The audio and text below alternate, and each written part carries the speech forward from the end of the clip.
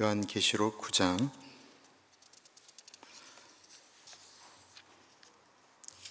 1절에서부터 21절까지인데요. 좀 길어요. 근데 좀 교독을 하겠고 마지막 절 같이 읽겠습니다.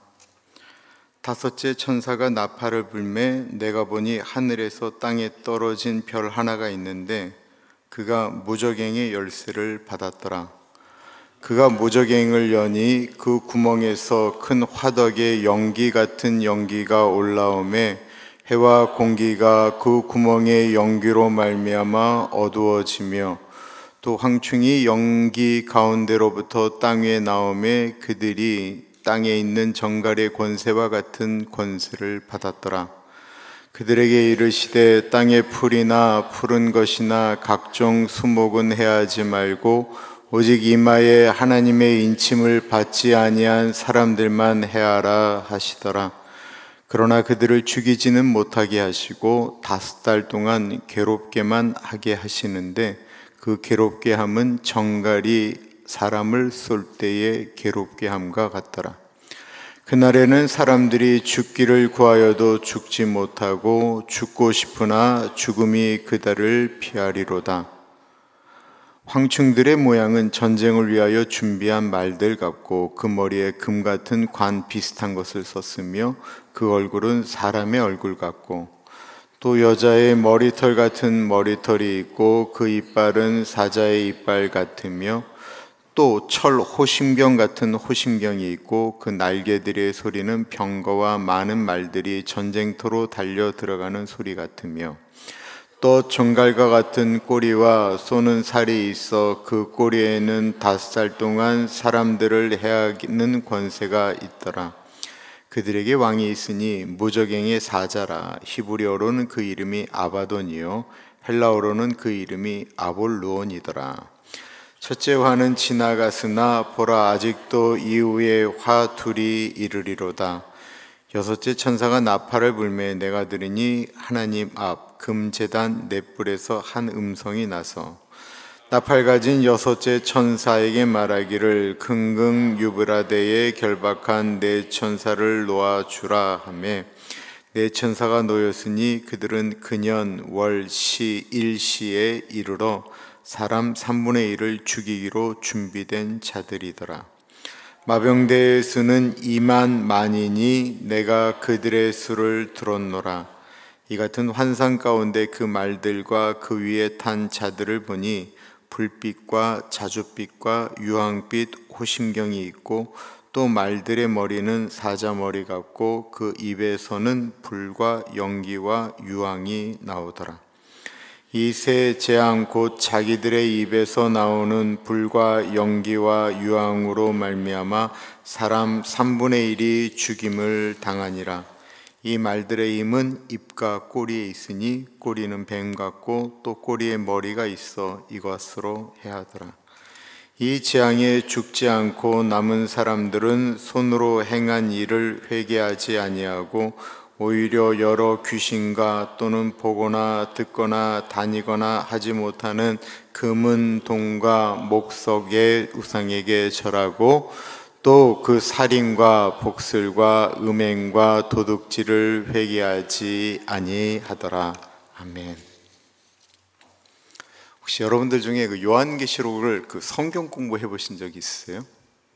요한계시록만 성경 공부. 그래도 1990년대, 80년대 특별히 그 이쪽에 있는 그 갈보리 교회 척 스미스 목사님은 그 요한계시록을 가지고 아주 많은 이렇게 분들에게 경각심도 주고 그럴 것이다라는 생각도 주기는 했는데요. 저희가 갖고 있는 이 성경, 모든 성경이 이게 주석을 한다고 그러잖아요.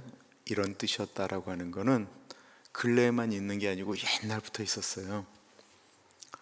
우리가 그냥 어거스틴이나 이런 분들도 성경에 대한 주석을 했고요. 특별히 전체적인 성경이 집대성된 것은 존 칼빈이라고 있잖아요. 장로교회 존 칼빈이라고 있는데 이 존 칼빈이 천재예요. 그가 20대에 그 유명한 기독교 강요라고 하는 책을 썼어요. 정말 엄청난 책인데 이분이 그리고 주석을 했거든요. 근데 이분이 유일하게 주석책을 쓰지 않은 것이 요한계시록이에요. 본인이 도저히 보니까 이게 알 수가 없다라는 거예요. 이해할 수가 없다라는 것이었습니다. 그래서 안 썼어요. 마틴 루터도 안 쓰고 찌빙길리라고 하는 분도 안 썼습니다. 더군다나 안 쓴 이유가 그 당시 그 천주 교회 교황을 비롯한 분들이 이 요한계시록을 신비적으로 해석을 하면서 사람들을 미혹하고 사람들을 두려움에 떨게 만들었어요. 사람들이 두려움에 떨게 되면 어떤 일이 벌어지냐면 지금 본인들이 사는 방식으로는 구원을 받을 수 없다라고 느껴지니까 면죄부 같은 것들이 통용되어지는 거예요. 돈을 내면 죽은 영혼이 살아난다. 그러니까 구원이라고 하는 그 절대적인 문제 때문에 죽으라고 애를 써서 돈을 교회에다 바치는 일들이 발생하였습니다.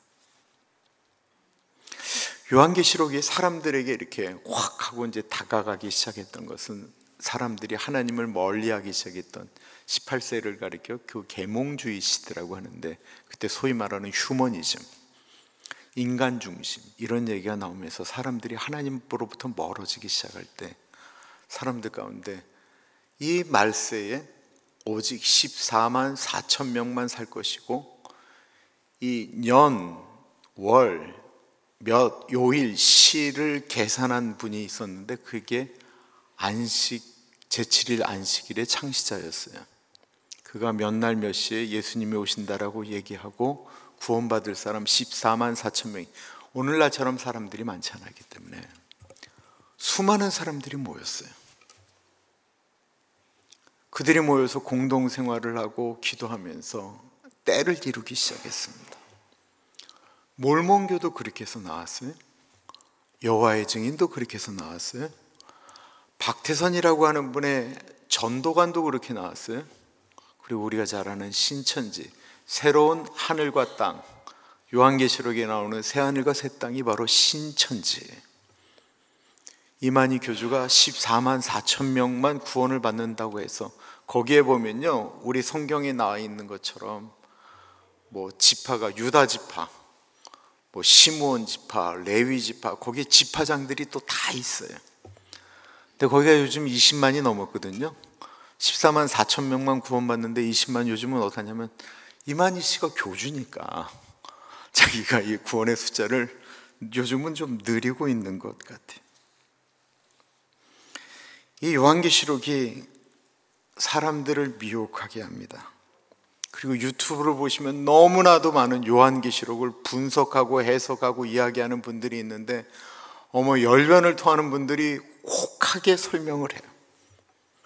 그리고 그 얘기를 하면서 이렇게 얘기해요.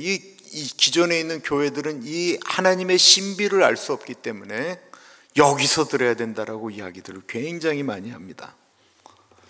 어떤 교회는 지옥에 간 목사들, 그리고는 뭐 죄송하지만 조모 목사, 뭐 하모 목사, 그분들이 지옥에서 비명을 지르고 있는 것을 우리가 방언 가운데 들었다고 하면서 그걸 틀어주는 교회도 있어요.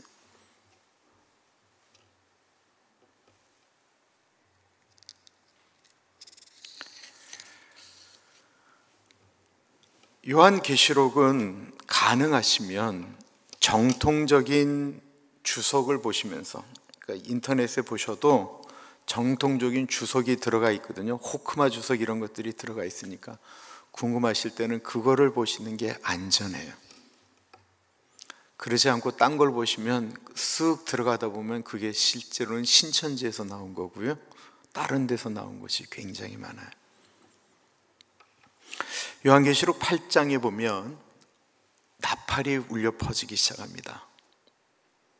그전에는 이제 두루마리가 펼칠 때마다 이제 재앙이 임했다고 한다면 요한계시록 8장에는 나팔이 불릴 때마다 재앙이 임하는데, 첫 번째부터 네 번째는 이 자연재해였어요. 첫 번째 나팔이 불자 땅과 나무, 채소, 풀에 재앙이 임했습니다. 두 번째 나팔이 불자 바다에 그게 임해서 바다에 있는 생물들이 죽고 그랬어요. 세 번째는 물이 오염이 됐어요. 네 번째는 해와 달과 별이 빛을 잃기 시작했습니다. 이 모든 것들은 다 환경적인 재앙이죠. 그리고 이제 다섯째 나팔이 불리기 시작하는데, 이때부터는 자연재해가 아닌 사람이 다치는, 사람에게 직접적으로 피해를 주는 것들이 일어나기 시작합니다. 그리고 이것은 하나님께서 인정한 인을 받지 못한 사람들에 대한 심판입니다. 그러니까 이것을 볼 때 우리가 기억해야 될 것이, 하나님의 종의 이마에 인친 사람이 14만 4천이라고 그랬잖아요. 14만 4천 명이 이 환란에 남아있는 거거든요. 그러니까 구원받을 숫자라기보다는 이들이 그 환란 가운데서 견디게 하는 은혜를 하나님께서 주셨다라는 거예요. 그렇게 이해하는 게 제일 좋아요. 제일 맞아요. 그렇다고 한다면 이제 우리가 고민이 되는 거죠. 고민하셔야 돼요. 나는 그러면 이 지구상에 그런 어려움이 올 때 나는 견딜 수 있는가라고 하는 것입니다. 그러나 지난주에 말씀드렸던 것처럼 하나님이 능력 주십니다.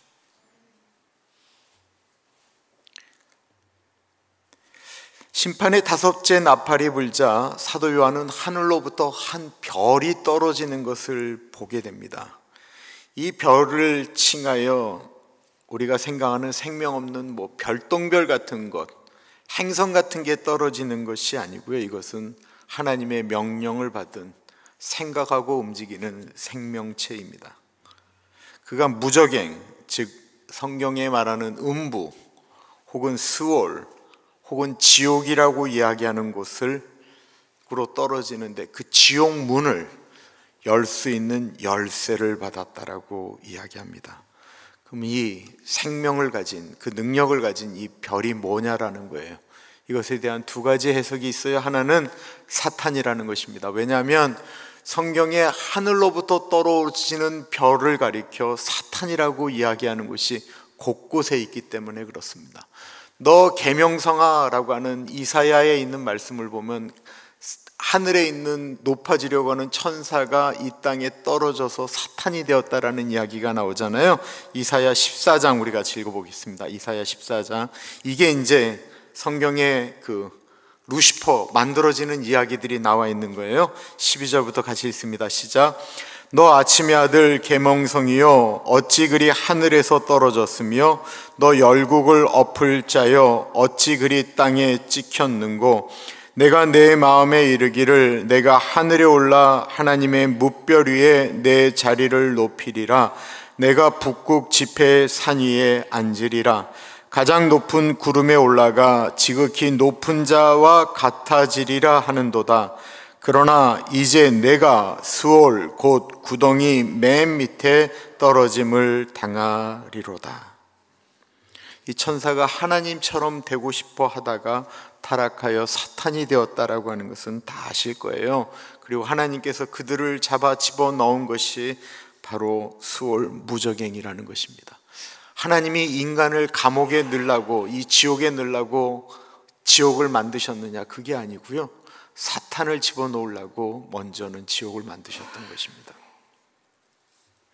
누가복음에 예수님께서 2명씩 전도를 보내시죠. 그리고 제자들이 와서 흥분돼서 얘기를 하는 거예요. 예수님, 우리가 예수님의 이름으로 복음을 전하는데 귀신이 쫓겨났습니다 라고 이야기하자, 나도 보았다라고 말씀을 하시죠. 누가복음 10장 같이 읽습니다. 시작. 70인이 기뻐하며 돌아와 이르되 주여 주의 이름이면 귀신들도 우리에게 항복하더이다. 예수께서 이르시되 사탄이 하늘로부터 번개같이 떨어지는 것을 내가 보았노라. 에스겔서에도 욥기에도 이렇게 하나님께 저주를 받아 떨어지는 그 사탄에 대한 이야기가 나옵니다. 그래서 이 하늘에서부터 떨어진 그것이 사탄이다라고 이야기하고, 그 사탄이 지옥문을 열고 나왔다라고 이제 이 해석을 하는 분들이 계세요. 문제는 사단에게 하나님께서 지옥문을 여는 열쇠를 줬냐라는 거예요. 그래서 정통적인 해석은 이 별은 하나님의 천사라고 이야기를 합니다. 하나님의 천사가 지옥문을 그 순간에 열었다라는 거예요. 그 근거는 요한계시록 20장을 가지고 이야기합니다. 요한계시록 20장 1절과 2절 같이 읽습니다. 또 내가 보매 천사가 무저갱의 열쇠와 큰 쇠사슬을 그의 손에 가지고 하늘로부터 내려와서 용을 잡으니 곧 옛 뱀이요 마귀요 사탄이라 잡아서 1000년 동안 결박하여. 두 가지 모두 다 좀 설득력을 갖고 있는데요, 분명한 것은 이 별은 하나님의 명령에 의해서 움직였다라는 것입니다. 그러니까 이 세상의 마지막, 이 세상의 역사를 돌리시는 것은 여호와 하나님이시다라는 거예요. 우리의 인생이 우리 뜻대로 안 돌아가는 것을 나이가 드시면 드실수록 더 느끼시죠.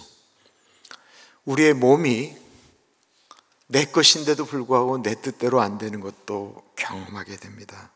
그래서 나이가 들면 신앙이 깊어지고요, 나이가 드시면 겸손해질 수밖에 없는데, 그래 나이가 들면 우리는 하나님이 나의 인생을 섭리하며 이끄셨다라고 고백을 하게 되죠. 아, 하나님의 은혜로 이 쓸데없는 자, 하나님께서 내 인생을 이끄셨구나 라고 고백을 하게 됩니다. 그래서 그 조용기 목사님은 순복음교회 목사님이셨는데도 조용기 목사님이 설교 시간에 이렇게 얘기를 했어요. 나이가 들어가면 들어갈수록 저는 예정론자가 됩니다. 이 지구의 역사는 하나님의 손바닥에 있다라는 것입니다. 어떤 일이 일어났을까요? 2절과 3절 있습니다. 그가 무저갱을 여니 그 구멍에서 큰 화덕에 연기 같은 연기가 올라오매 해와 공기가 그 구멍의 연기로 말미암아 어두워지며 또 황충이 연기 가운데로부터 땅 위에 나오매 그들이 땅에 있는 정갈의 권세와 같은 권세를 받았더라. 무저갱, 즉 닫혔던 지옥문이 열리자 거기서 그냥 연기가 매캐하게 올라오는 거예요. 심한 악취가 나고 두려움을 주는 연기가 올라오니까 하늘의 해와 달과 모든 것들이 빛을 잃기 시작했어요. 우리 여기 한번 산불이 심하게 나면 하늘이 다 가려지잖아요. 그리고 얼마나 심하고 안 좋은 냄새가 나요. 그런 느낌이 날 때 거기서 벌레들이 올라오는데 이게 메뚜기 때 황충이었다라는 것입니다. 근데 이 메뚜기가 그냥 메뚜기가 아니고 전갈의 권세, 즉 힘을 가진 메뚜기라는 거예요. 무슨 힘일까요? 메뚜기는 구약 성경으로부터 하나님께서 이 세상을 심판하실 때 때때마다 일으키셨던 징벌의 의미가 있었던 곤충이었죠. 메뚜기가 한번 움직이면 모든 그 식물들을, 곡식들을 싹쓸이 하는데, 이 메뚜기는 곤충을 먹기 위해서 내보낸 것이 아니었다라는 것입니다. 이 메뚜기가 가지고 있는 정갈의 권세는 바로 사람을 공격할 수 있었다라는 거예요. 우리 4절과 5절 같이 읽습니다. 그들에게 이르시되 땅의 풀이나 푸른 것이나 각종 수목은 해하지 말고 오직 이마에 하나님의 인침을 받지 아니하는 사람들만 해하라 하시더라. 그러나 그들을 죽이지는 못하게 하시고 5달 동안 괴롭게만 하게 하시는데 그 괴롭게 함은 정갈이 사람을 쏠 때에 괴롭게 함과 같더라. 이 메뚜기에게 권세를 주었어요. 그것은 하나님의 인을 받지 못한 사람, 보이지 않는데, 우리 사람의 눈에는 보이지 않는데 하나님의 인이 받치지 않은 사람들을 분별할 수 있는 능력을 이 곤충들이 가진 거예요. 그리고 이 곤충에게 또 다른 능력이 있었는데, 사람을 해할 수 있는 능력을 가졌는데 이 사람을 해하는 게 죽지 않을 만큼 해하는 것이었다라는 것입니다. 그런데 정말 무서운 게 죽지 않는 거예요. 그냥 상상을 해보는 거예요. 여러분들 먼저 이 요한계시록을 볼 때 여기에 있는 그림들 있잖아요. 이 메뚜기에 대해서 얼굴은 이러갖고 뭐 여자처럼 머리가 기르고 뭐 사자 같고 뒤는 정갈이 있고 뭐가 있고 막 이렇게 설명되어 있는 걸 그림으로 한번 그려보세요. 어떤 그림인가? 이게 그냥 무섭다라는 느낌으로 느껴진 것들을 본 거예요. 제가 우리 집사람에 대해 설명을 해볼게요. 그러면 어떤 느낌인지 보세요. 우리 집사람의 입술은 앵두 같아요. 앵두를 그리세요. 우리 집사람의 눈은 다이아몬드처럼 빛나요. 다이아몬드를 그려요. 우리 집사람의 코는 가끔 벌렁거려요. 돼지코 같아요. 뭐 이렇게 그리면 어떤 모습이겠어요? 분명히 나는 그렇게 느껴지는데 그것을 만약에 그렇게 그리면 어떻게 되겠어요? 그러니까 사도 요한이 그렸는데 이 느낌은 그냥 무섭다라는 느낌으로 보시면서 해야지, 이걸 일일이 하나씩 이거는 뭐고 이건 뭐고 이렇게 얘기하면 좀 어렵습니다. 근데 그렇게 해석을 하면 사람들이 혹한다라는 거예요. 이 벌레들이 이 메뚜기가 나와서 사람을 물어요. 공격을 해요. 그런데 물리면 그냥 아픈 게 아니고 뼈가 떨리는 거예요. 뼈가 떨리고 속 안에 있는 모든 것들이 다 뒤집어져 나오고 머리가 빙글빙글 돌고 심한 고열 때문에 잠을 못 이루고 온몸이 그냥 막 두들겨 맞은 것처럼 아프고 속이 다 뒤집어지고 있는데,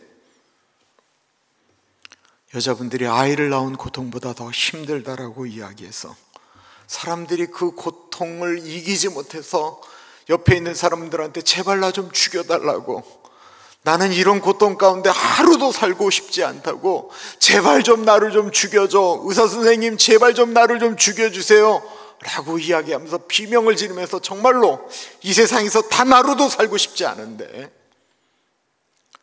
이러다 죽겠다 싶은데 아침이 되면 괜찮은 거예요.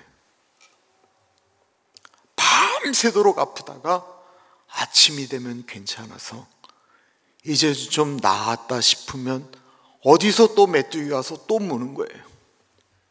그러면 그 일을 또 경험하는 거예요. 사람이 무서운 건 그 경험을 한 번 했기 때문에 두 번째가 더 무서워요. 그 다음날도 이제 죽을 것 같아, 이제는 진짜 죽는다라고 생각했는데 어느 순간 되니까 갑자기 고통이 싹 없어져 버리는 거예요. 그리고 좀 지나자마자 또 그 고통이 23시간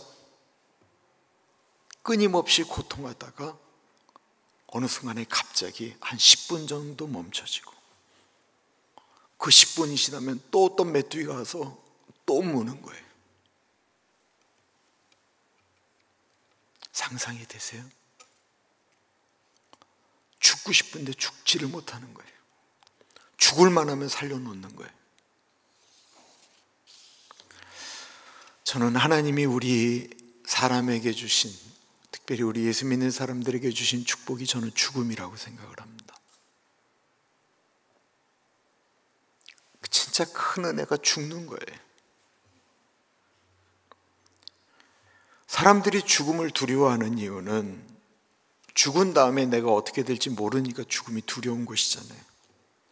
근데 예수를 믿는 우리들에게는 예수님께서 나를 위하여 죽으셨기 때문에 내가 잠들었다가 일어나면 영원한 새하늘과 새 땅 가운데서 주님과 동행한다라고 생각하는 천국에 대한 소망이 있죠. 그래서 여러분들 중에 주무실 때 나 못 깨면 어떡하나 두려워하시면서 주무시는 분들 계세요? 없잖아요. 나는 하나님께서 우리에게 주신 엄청난 큰 축복이라고 생각을 해요. 예수 믿는 사람들도 병들고 아프고 늙고 시험 들고 고통이 오는데 그것이 어느 순간에 얘야 너 고생했다라고 하고 그것이 끝나면 우리가 주님 품에 있다라는 것입니다. 죽는다라는 게 얼마나 복이에요. 더군다나 제일 큰 복이 잠든 듯 돌아가시는 거 아니겠어요? 저들은 끊임없이 고통을 받습니다. 온몸에 두드러기가 일어나고 온몸이 가렵고 아무리 긁어도 시원하지가 않은데 두통도 일어나고 창자는 끊어지는 것 같고 아프고 사주가 뒤틀림에도 불구하고 안 죽습니다. 이 고통이 얼마나 갔을까요? 10절과 11절입니다. 있습니다. 또 정갈과 같은 꼬리와 쏘는 살이 있어 그 꼬리에는 5달 동안 사람들을 해하는 권세가 있더라. 그들에게 왕이 있으니 무적행의 사자라. 히브리어로는 그 이름이 아바돈이요 헬라어로는 그 이름이 아볼루온이더라. 침략자라고 하는 뜻이거든요. 그들의 대장은 마귀가 침략자라는 거예요. 이 고통이 5달 같다고 이야기합니다. 이 특별히 요한계시록을 해석하는 사람들은 이 시와 때를 계산을 많이 해요. 계산을 정말 많이 하는데, 이 5달이 그래서 뭐 한 해로 따지면 뭐 몇 년이고 뭐 이런 식으로 얘기를 많이 하는데, 메뚜기가 성충이 돼서 움직이는 기간이 보통 5개월이거든요. 이것을 꼭 그냥 5개월이라고 이야기하는 것은 어렵고요. 그러나 메뚜기가 4월부터 9월까지 움직여서 5개월이라고도 이야기하지만, 성경에서 5시를 얘기할 때는 5은 다 작다라는 뜻을 의미하는 거예요. 물고기 2마리, 보리떡 5개, 오병이어라고 하는 것도 우리에게 작다라고 하는 느낌으로 다가오잖아요. 그러니까 길지 않다라고 하는 것으로 이야기합니다. 그런데 정말 5개월이 길지 않을까요? 우리가 5개월 인내하면 괜찮다라고 얘기하는데, 하루가 죽을 것 같거든요. 하루가 죽을 만큼 힘들거든요. 제가 우리 교인들 많이 보냈잖아요. 병원에 입원하신 어른 보면, 목사님 제발 좀 저를 좀 빨리 죽게 기도해 주세요. 이게 거짓말이 아니에요. 진짜 그렇게 기도를 부탁하세요. 제발 내가 빨리 죽게 해주세요. 내가 이제 하나님 앞에 갈 준비가 되는데 죽을 만하면 병원에서 자기를 살려놓는다라는 거예요. 근데 살려놔도 하나도 안 행복하다는 거예요. 왜냐하면 너무나도 아프니까.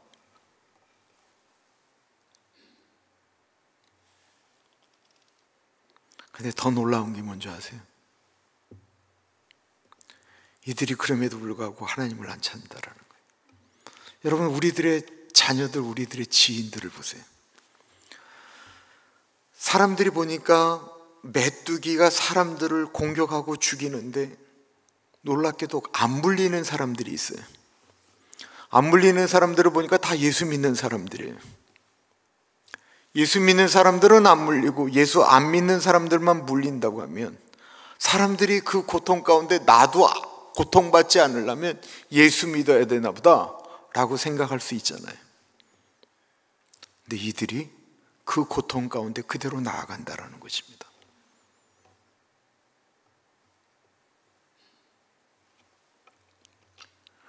고난이 오면 주께로 돌아오는 분들이 있는가 하면, 예수를 믿다 떠난 분들 중에 고난이 오면 하나님을 저주하는 사람들이 그렇게 많아요. 메뚜기의 공격이 멈춰질 즈음 6번째 나팔이 불립니다. 13절부터 같이 읽겠습니다.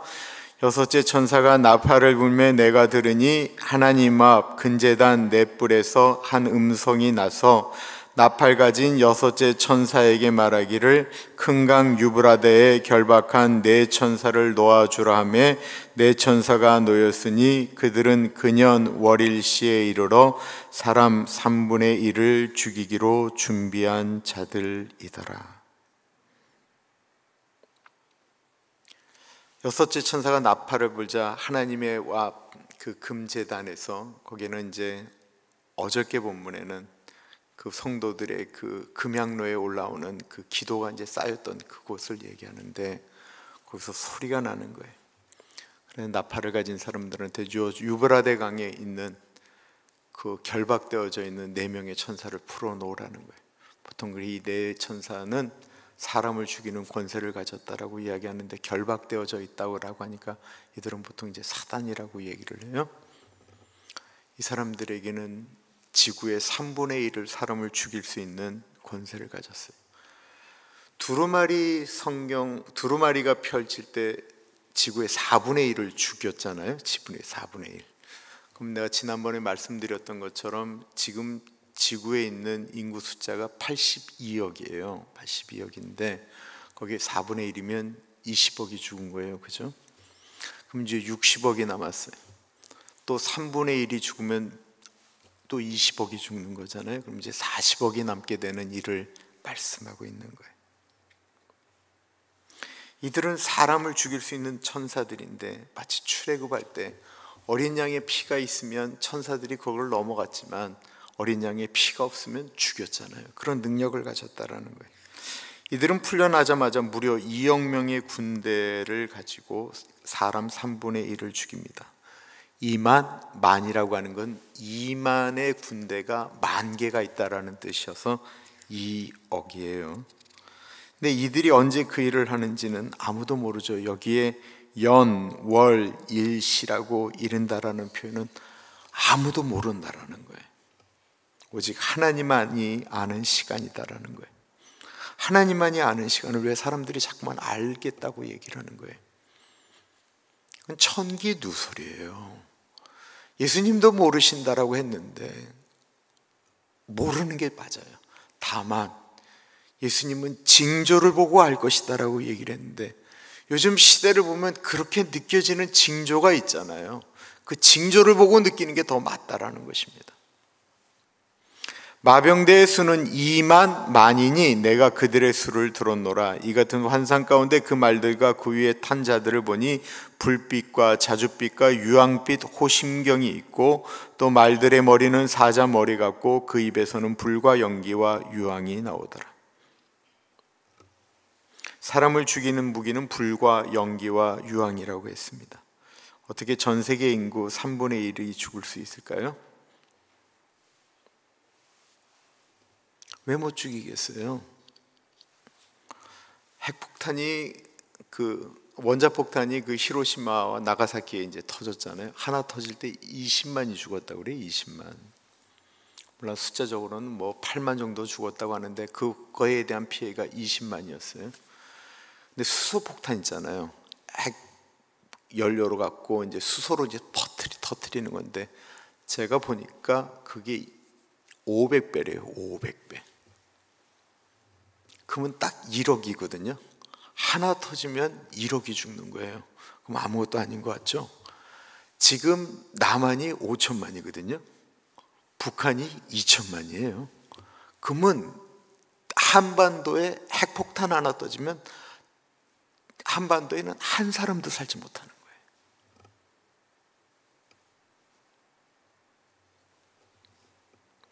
이 마병들이 어떤 군대인지 사탄의 군대인지 어쩌면 이 지구상에서 일어날 어떤 아마겟돈 진짜 전쟁과 같은 일 가운데 일어나는지 다 몰라요.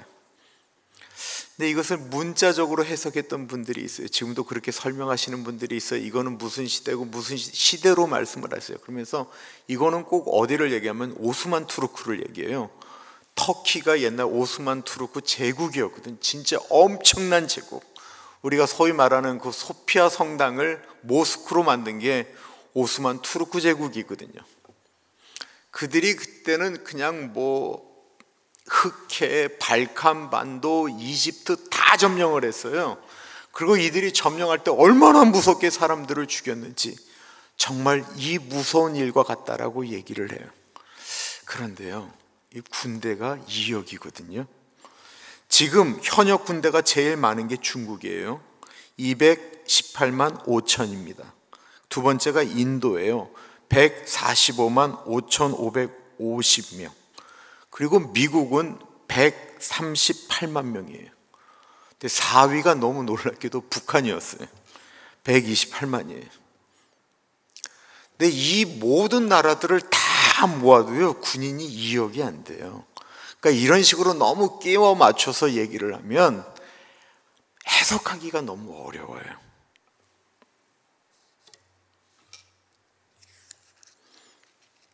근데 이번에는 황충이 하나님을 믿지 않는 사람들만 공격하였듯 이 어마어마한 군대도 3분의 1을 죽이는데 그 3분의 1은 하나님을 믿지 않는 사람들만 죽였다라는 것입니다.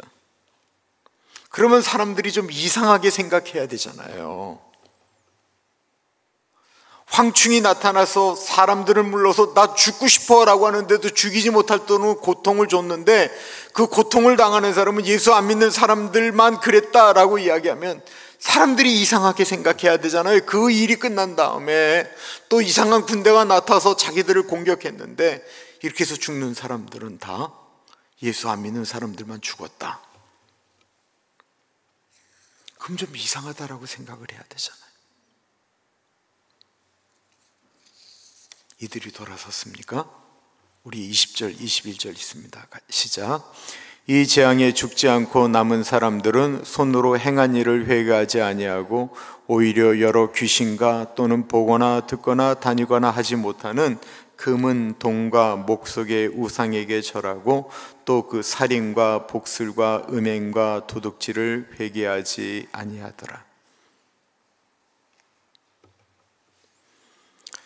이들은 그 와중에 더 우상을 섬기고 회개하지 않고 여전히 악을 행하며 살아갔습니다. 우리는 놀라운 일들이 벌어지고 무서운 일들이 벌어지고 우리가 이해할 수 없는 일들이 발생하게 되어지면 사람들이 주께로 돌아올 것이다라고 생각을 합니다. 근데 놀랍게도 그들이 더 우상을 찾고 무당을 찾았다라는 것입니다. 왜 그럴까요? 그들을 사단이 묶고 있기 때문에 그렇습니다. 여러분들, 우리가 기도를 해야 되는데 여러분들 입장을 바꿔놓고 생각해 보세요. 우리가 어떤 사람을 사랑해서 그 사람을 주께로 돌아오게 하려고 그래요. 입장을 바꿔놓고 생각하면 그 사람이 얼마 전까지 마귀 새끼였는데, 마귀의 자식이었는데, 사단이 붙들고 있었는데 그 사단이 쉽게 놔주겠어요? 놔주겠냐고요? 안 놔주죠. 그렇게 묶여 있는데, 그들의 육신의 정욕과 안목의 정욕과 이생의 자랑으로 완전히 묶여져 있는데, 음란의 영으로 붙들려 있는데 풀어주겠습니까? 안 풀어준다고요. 우리가 입장을 바꿔놓고 생각하면 마귀가 어떻게 풀어주겠어요? 그래서 성경에 이렇게 말씀하고 있는 거예요. 너희가 땅에서 묶으면 하늘에서도 묶고, 너희가 땅에서 풀면 하늘에서도 풀어주리라. 그래서 우리가 끊임없이 사람의 이름을 부르면서 기도하고 아파해야 되는 이유가 여기 있다는 것입니다. 저는 정말 이 장면과 똑같이 느껴졌던 게 출애굽기에 나와요. 출애굽기의 고센 땅에는 이스라엘 민족이 살아요. 이쪽 본토에는 나이가 그 유명한 초생딸 그 아름다운 곳에는 이집트 사람들이 살아요. 우박이 쏟아지는데 이스라엘 사람들이 있는 곳에는 하나도 쏟아지지 않고 이쪽 이집트 사람들만 있는데 우박이 쏟아지는 거예요. 메뚜기가 날아다니는데 이스라엘 사람들한테는 하나도 안 가고 이쪽으로만 가는 거예요. 개구리들이 올라오는데 이집트 사람들에게만 올라오는 거예요. 이들이 득실거리는데 이쪽만 거리는 거예요. 흑암이 있는데 이쪽만 그러는 거예요. 그런데도 사람들이 이스라엘 사람 쪽으로 넘어가지를 않아요. 마지막으로 사람이 죽는데 그들이 그 자리에 있다가 다 죽어요.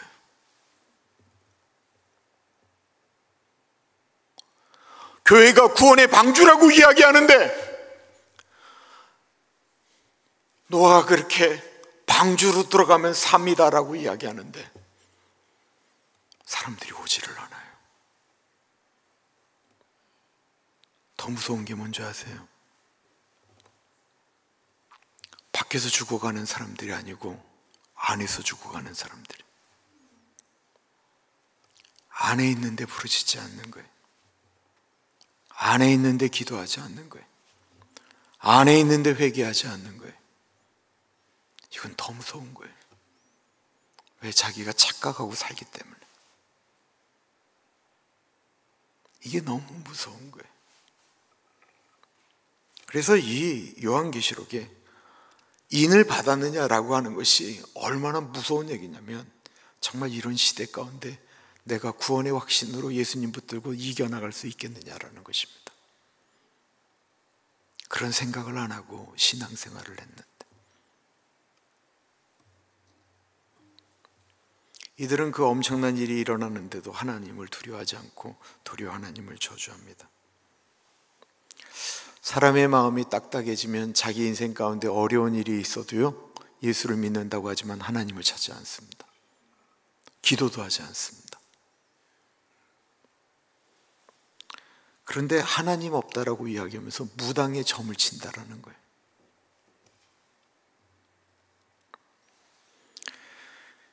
교회를 다니면서도 이런 것들에 무감각해지는 사람들의 특징이 있다고 한다면 그들에게는 하나님의 말씀이 없습니다. 하나님의 말씀을 읽지를 않아요. 관심이 없어요.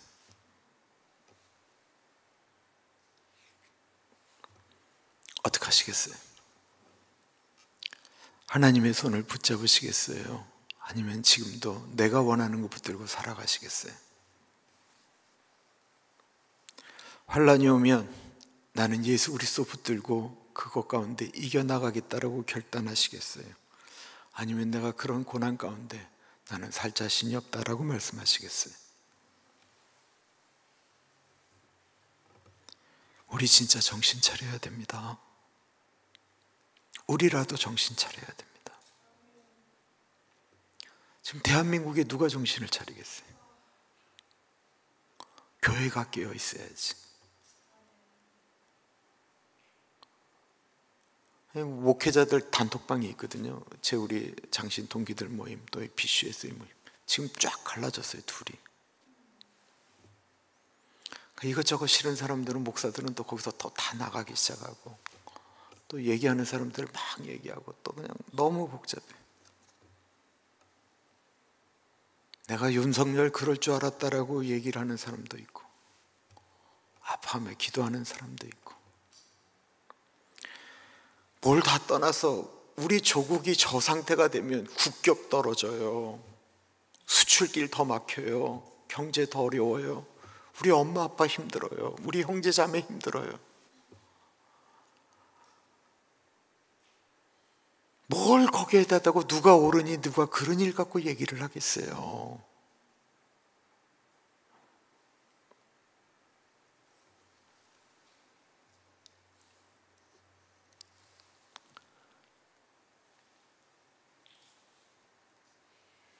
우리 자신이 하나님 앞에 서 있지 않으면 어렵습니다.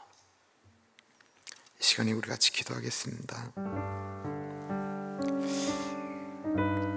하나님, 우리 가정이 예수 그리스도 붙들고 살아가기를 기도합니다. 지금부터 잘 훈련되어서 우리 인생에 어떤 어려움이 와도 예수 그리스도 배반하지 아니하고 살아가겠습니다. 우리 그런 결단을 좀 하나님께 드리는 기도를 하겠습니다. 같이 기도하겠습니다. 참으로 존귀하신 하나님 아버지가 찾아주시기를 기도합니다. 하나님 아버지, 요한계시록을 묵상하면서 아버지 우리의 마음이 좀 더 주님 앞으로 나아가기를 간절히 기도합니다. 하나님 아버지가 찾아주시기를 기도합니다. 하나님, 우리 교우들 모두 하나님 손 붙들고 살아갈 수 있도록 인도하여 주시기를 기도합니다. 주님 의지하며 살아가는 우리들 되어질 수 있도록 인도하여 주십시오. 지금부터 어떤 어려운 형편이 와도 예수님 붙드는 훈련을 잘해서 하나님 아버지 넉넉히 이기고 나가는 우리들이 되어질 수 있도록 하나님 같이 하여 주시기를 기도합니다. 하나님 아버지가 차주시고 인도하여 주시옵소서. 하나님 아버지가 차여 주시옵소서. 하나님 아버지, 우리 오렌지 가난 정로교회가 예수의 이름을 붙들고 나아가는 교회가 되어지기를 간절히 기도합니다. 하나님 아버지가 차여 주십시오. 하나님 아버지가 차여 주십시오.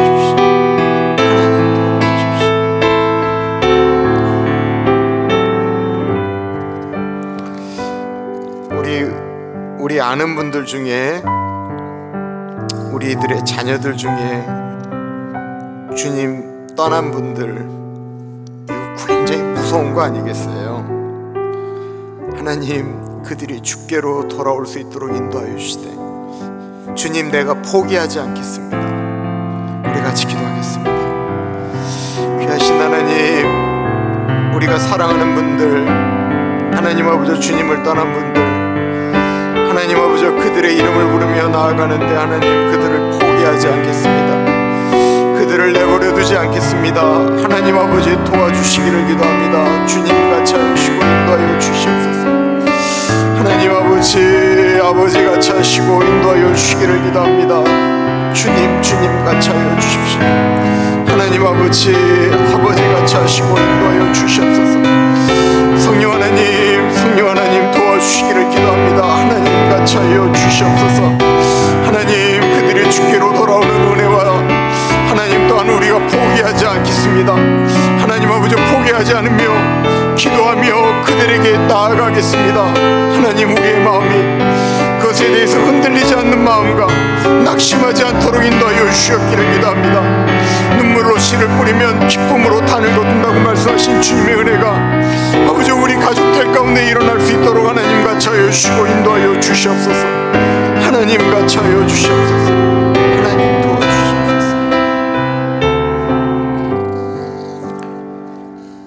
대한민국을 위해서 기도하겠습니다. 이제 대한민국이 이제 아마 이제 격동의 시간으로 이제 들어갈 것 같아요.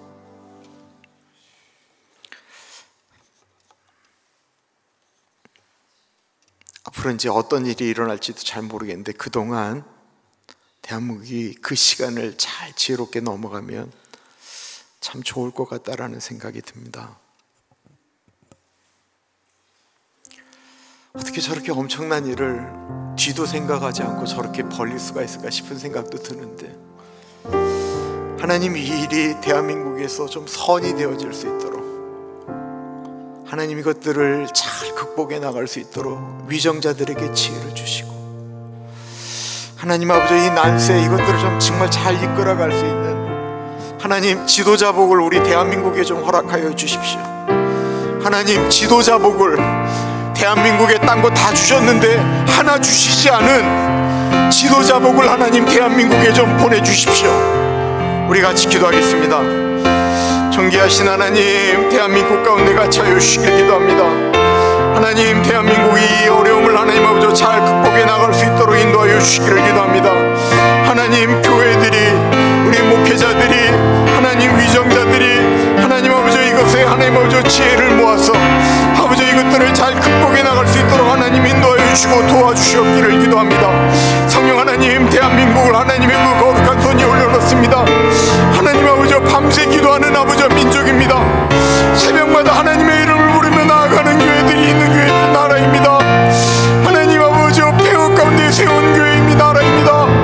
하나님 아버지 대한민국을 지켜주시고 아버지 대한민국이 다시 한번 하나님 앞에 아름답게 세워질 수 있도록 하나님 아버지 같이 하여 주시고 인도하여 주시옵소서. 하나님 같이 하여 주십시오. 아버지 도와주시옵소서. 아버지 같이 하여 주옵소서. 아버지 같이 하여 주옵소서. 하나님 도와주옵소서. 아버지 힘을 주시기를 기도합니다. 하나님 인도하여 주옵소서.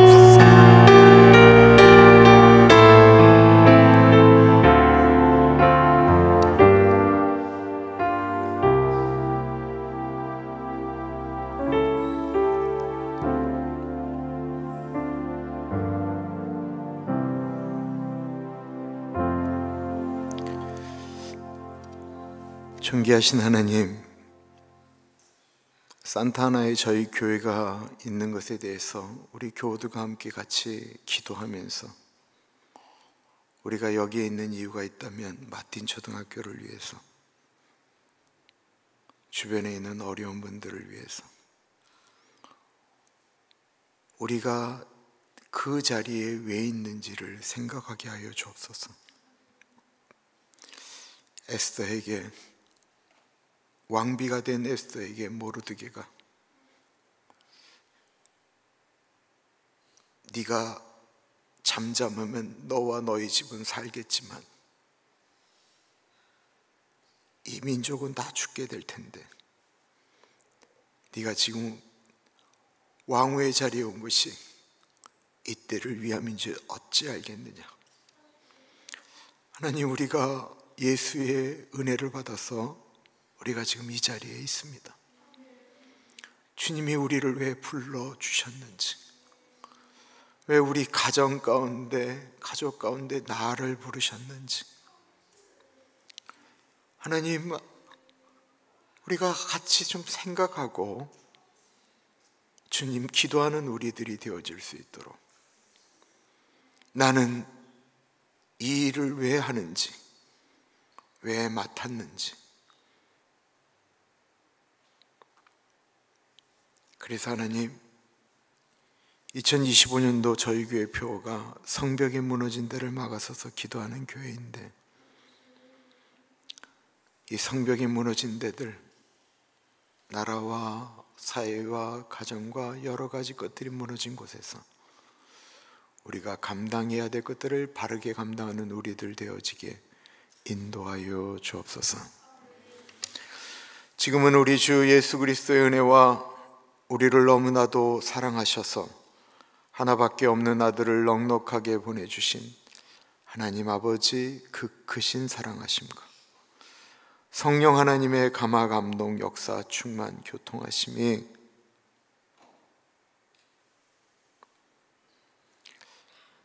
하나님께 인침받은 자로서 하나님의 사람답게 살겠습니다 다짐하는 사랑하는 주의 백성들 머리 위에 지금으로부터 영원토록 함께 하시길 간절히 축원하옵나이다. 아멘.